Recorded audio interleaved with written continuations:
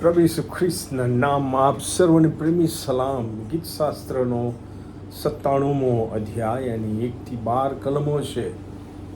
અને ગીતશાસ્ત્ર 96ની માફક આ ગીતમાં પણ ગીત કરતા ઈશ્વર ભક્ત પૂરા વિશ્વાસથી અને જાત અનુભવ પરથી ઈશ્વર વિશે કેટલીક અગત્યની વાત કહે છે કે ઈશ્વર યહોવા એ સર્વોચ્ચ રાજા, સર્વોચ્ચ રાજકર્તા અને સર્વશ્રેષ્ઠ ઈશ્વર છે.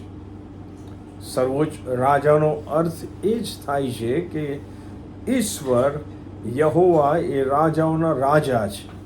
એટલું જ નહીં, ઈશ્વર યહોવા જ સર્વ દેવો કરતા, પૃથ્વીના લોકો જે કહેવાતા દેવદેવીઓને ભજે છે તેઓના કરતા શ્રેષ્ઠ છે.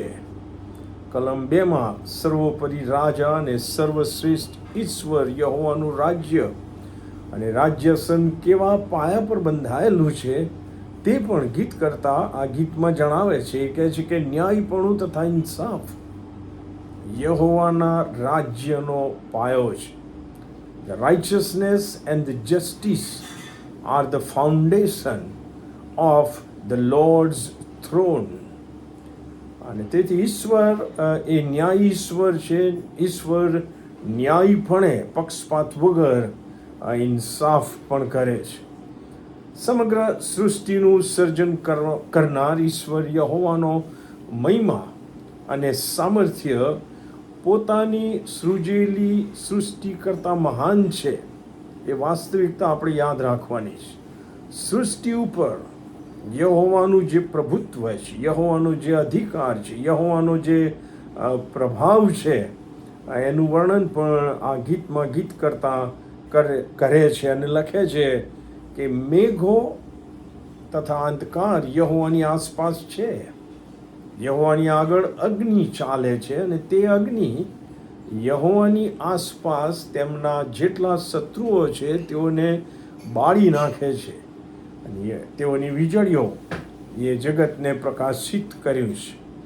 અને આ જોઈને પૃથ્વી કાંપી. ઈશ્વરનો મહિમા, ઈશ્વરનું પ્રભુત્વ, ઈશ્વરનો પ્રભાવ જ્યારે પૃથ્વી માણે છે, જાણે છે, અનુભવે છે ત્યારે કાંપે છે.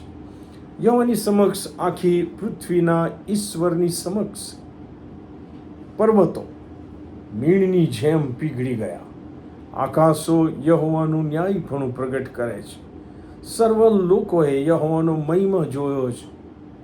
હે યહોવા, તમે આખી પૃથ્વી પર પરાત્પર છો. તમે સર્વ દેવો કરતાં શ્રેષ્ઠ છો, એમ ગીત કરતા લખે છે.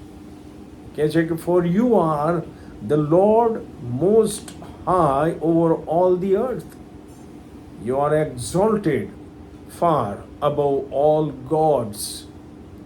આવા સર્વોચ્ચ અને મહાન ઈશ્વરને બદલે જેઓ સર્જાયેલી બાબતો, જે સર્જવામાં આવ્યું છે, સજીવ હોય કે નિર્જીવ હોય, એની મૂર્તિ પૂજામાં જેઓ વ્યસ્ત છે તેઓને પણ ગીત કરતા પડકારતા લખે છે કલમ 7માં કે કોરેલી મૂર્તિઓની સેવા કરનારાઓ અને મૂર્તિઓમાં અભિમાન કરનારાઓ, તેઓ સર્વ ફજેત થાઓ.